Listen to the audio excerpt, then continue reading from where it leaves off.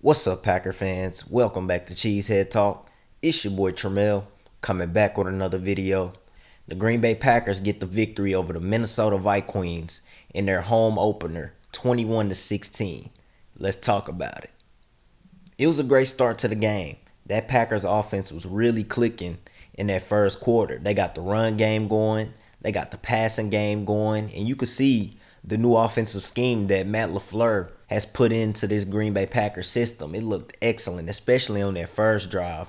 That first drive was perfection, and the Packers ended up scoring touchdowns on their first three drives of the football game, and they took a 21-0 lead over this Minnesota Vikings team. And then once we got the ball back on our fourth drive, the Packers were up 21-7 after a 75-yard run by Dalvin Cook, who made it a 14-point game. Geronimo Allison, he fumbled the football. He was surrounded by three Viqueens players, and he ended up fumbling the football, and Harrison Smith recovered. And after that play, that Packers offense just wasn't the same in this game. They started out red hot, and after that fumble, everything just changed. We went 10 straight drives without points. We didn't score a point for the rest of the game after that third drive. Like I said, 10 straight drives where we didn't score a single point. Our last points were scored early in that second quarter. We almost went 40 minutes without scoring a point in the remainder of this football game. And that's just totally unacceptable. But that Geronimo Allison fumble pretty much took the life out of the Green Bay Packers offense. It took away all the momentum that we had, and we just weren't able to regain it in this game. Let's look at some stats for this Packers offense in this game. Aaron Rodgers, he went 22 for 34, 209 yards, 2 touchdowns, and a 101 passer rating.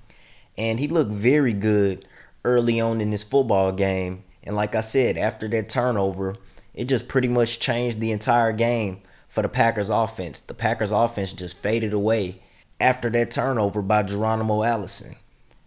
And for the run game, the Green Bay Packers had a lot of success running the football today against this Minnesota Vikings rushing defense. Minnesota has a very good rushing defense, and we had some success. We averaged 4.5 yards per carry in this game.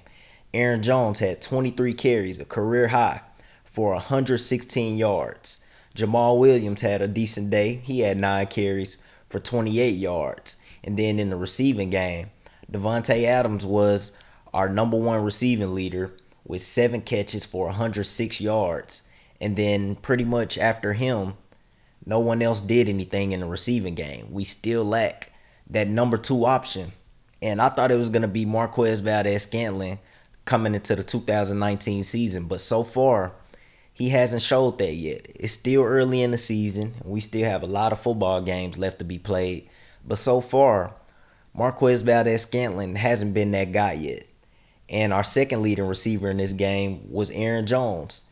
He got it going in the receiving game. He had 4 catches for 34 yards. And then Geronimo Allison was third in receiving in this game. He had 4 catches for 25 yards and a touchdown. And then number 4 in the receiving category for the Packers was Marquez Valdez-Scantling with 3 catches for 19 yards. And Jamal Williams pitched in with 3 catches for 13 yards and a receiving touchdown. Now, let's talk about this Packers offensive line. The pass protection was okay in this game. It wasn't bad. Especially in that first half. They did a very good job of protecting Rodgers in that first half. He didn't get sacked at all. But in the second half, that's when the Minnesota Vikings defense started to come alive. That pass rush started to get after Aaron Rodgers in that second half. But overall, the Packers offensive line did a pretty decent job. They did better than I expected in this football game. And they kind of contained this Minnesota Vikings pass rush in this game. The Packers only gave up 2 sacks in this football game. And one of them shouldn't have even happened. For some reason, Jimmy Graham was lined up on the outside blocking Danielle Hunter one-on-one. One of the best edge rushers in the game. Let alone the best edge rusher on that football team.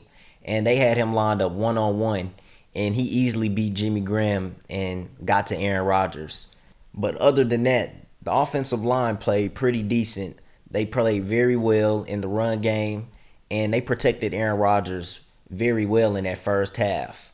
But the overall story in this football game for the Green Bay Packers offense was it got to a very hot start, then it just disappeared after the fourth drive of the game.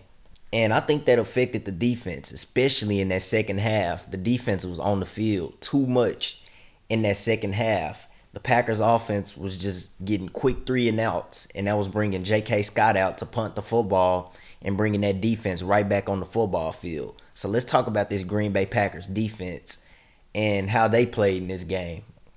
I think they did a very good job on Kirk Cousins in this game today.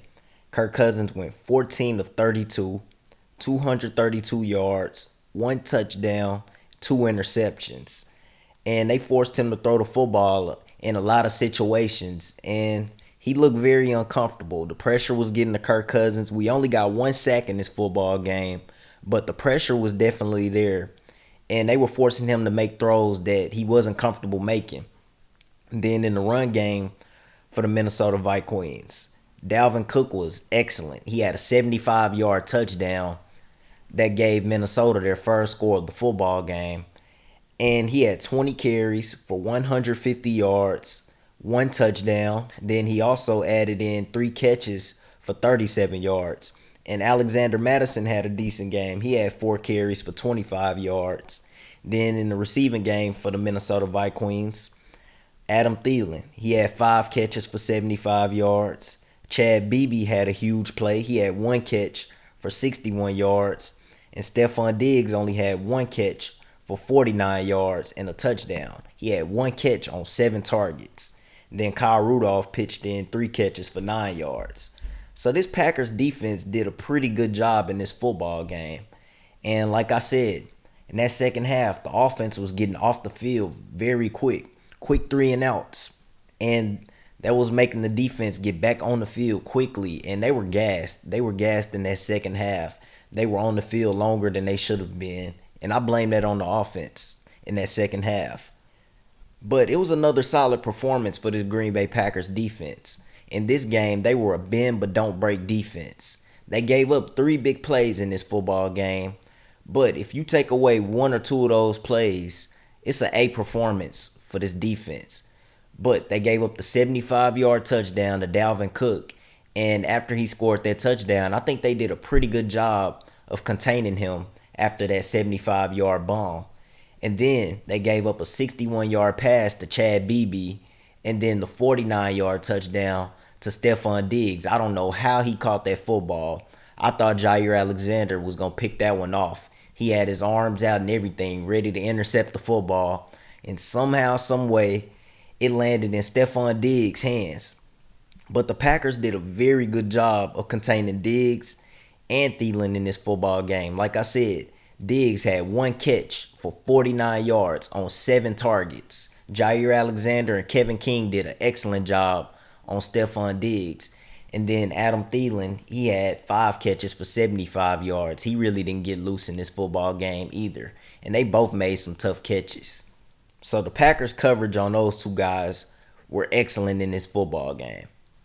Some guys who balled out on that Packers defense. Blake Martinez. He was Blake Martinez in this football game. He had 13 tackles. Jair Alexander, as I mentioned, he was excellent, and he's going to be a star in this league. He had great coverage on Diggs, on Thielen. He had 2 pass breakups in this game, and he also had a play where he should have caught a pick, which would have ended the football game.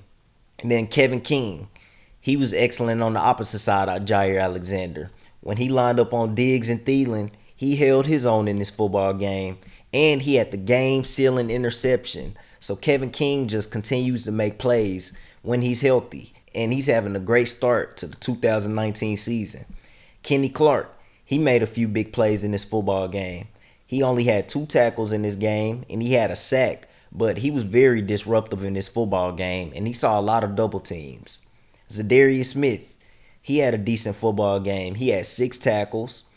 He had a few pressures on Kirk Cousins, and then he was very disruptive in the run game. He didn't get a sack in this football game, but he caused a lot of havoc on their run defense for the Green Bay Packers. And then Preston Smith, he had a decent game. He only had 2 tackles, but he came up with an interception, and he got a few pressures on Kirk Cousins as well. So this Green Bay Packers defense played a pretty solid football game.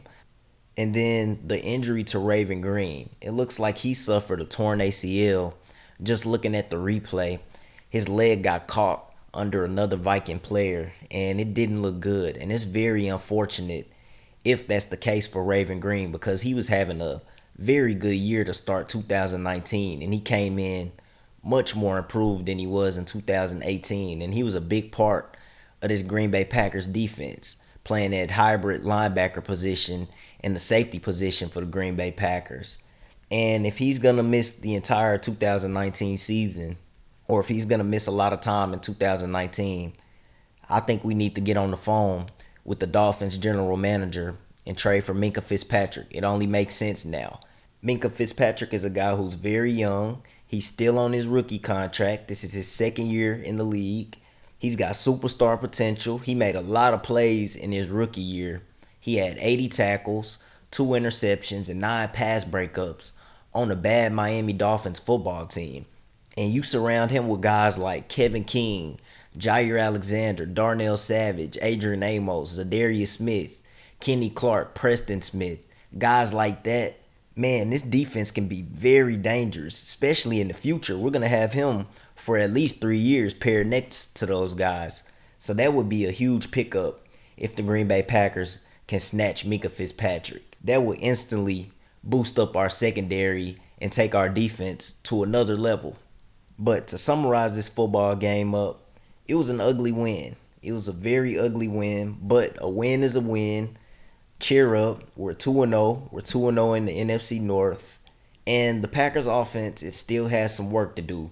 My overall grade for this game for the Packers offense, they started off very hot and they faded away like I mentioned. So I'm going to give it a C- just because of the great start that we got to. If we didn't have that great start, my grade would have been a D. But I give the offense a C-. Then on the defensive side of the football, we still have a little bit of work to do. But my grade for this defense is a B-. I'll give them a B-. We gave up a little bit too many big plays in this football game, but we held our own. We bended, but we didn't break. And we kept the Minnesota Viqueens out of the end zone in that fourth quarter. Packers win 21-16. We're 2-0. We're 2-0 in the NFC North. And we have another home game next Sunday against the 0-2 Denver Broncos. So I'll have a game preview video for that. So stay tuned for that. But that's my recap for the Green Bay Packers versus the Minnesota Vikings Week 2 matchup. Let me know what you guys think in the comment section. Let me know your thoughts on the football game. Let me know your grades on the offense and on the defense in this football game. Leave a like, subscribe to the channel, share the video, and also follow the social media on Instagram and on Twitter at Cheesehead_talk. Again, that's Cheesehead_talk. Go Pack, go!